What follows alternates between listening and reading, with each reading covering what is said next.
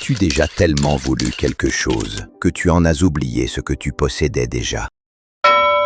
Il était une fois une jeune femme qui vivait dans le noir total. Chaque jour, elle se levait en priant et en pleurant. « Je déteste la vie, elle est injuste. Pourquoi tout le monde peut voir sauf moi? Si seulement je pouvais voir une seule fois. » Elle se plaignait à ses amis, aux médecins, à sa famille, à Dieu. Pour elle, le monde était une prison, un tunnel noir sans issue. Mais dans cette obscurité, il y avait une lumière qu'elle ne voyait pas.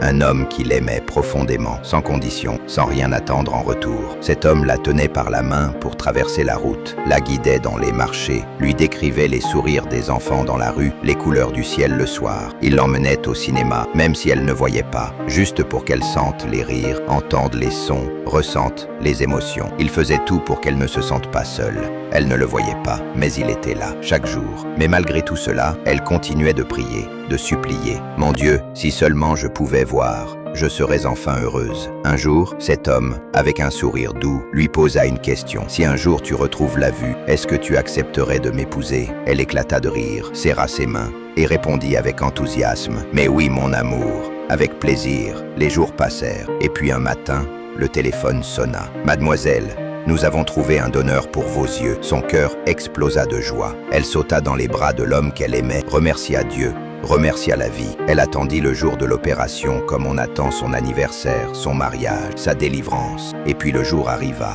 Elle fut opérée. Elle se réveilla. Elle ouvrit les yeux. Pour la première fois, elle vit. Elle vit la lumière. Elle vit les couleurs. Elle vit le visage de sa mère. Elle vit les arbres, le ciel, les fleurs. Elle pleura de joie. Elle dansa dans les couloirs de l'hôpital. Elle riait, elle criait. Elle vivait enfin. Mais dans cette explosion de bonheur, elle chercha l'homme qui avait été à ses côtés depuis toujours. Elle le vit. Mais quelque chose avait changé. Il portait des lunettes noires. Il avançait en tâtonnant. Il se cognait contre une chaise. Elle comprit. Il était aveugle.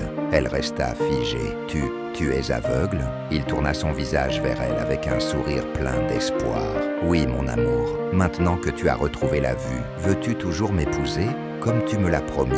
Elle sentit son cœur se serrer.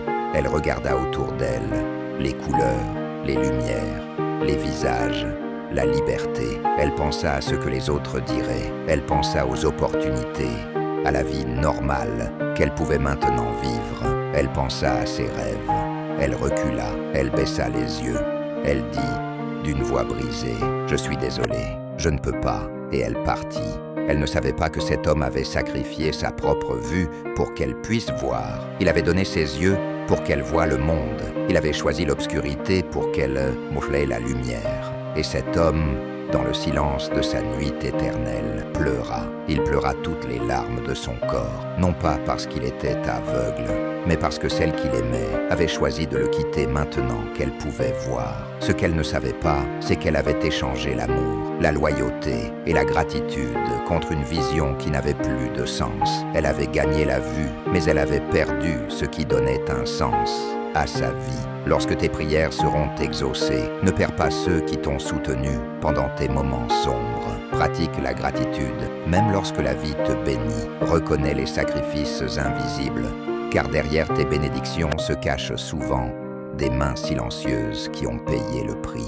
N'oublie jamais, le véritable aveuglement, c'est de perdre ceux qui t'aiment quand tes yeux s'ouvrent sur le monde. Écris en commentaire la personne que tu remercieras aujourd'hui pour les sacrifices invisibles qu'elle a fait pour toi. Abonne-toi pour recevoir chaque semaine des histoires qui transforment ta manière de penser et de grandir. Partage cette vidéo à une personne qui prie pour ses rêves afin qu'elle ne perde pas l'essentiel en les réalisant.